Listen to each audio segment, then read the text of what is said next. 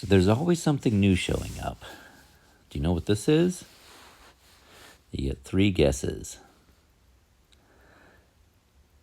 You can see it doesn't drive. It's a Lotus Esprit Turbo.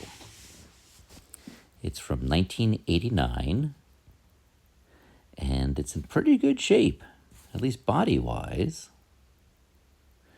The interior is all there. I've put some leather conditioner on it to try to help bring the leather back. It's a low, wide car. Definitely has a presence. Here's the release for the hatch. And if you look inside the trunk, there's a bunch of parts. There's a little lid for the engine. And well, that's what we're working with here, folks.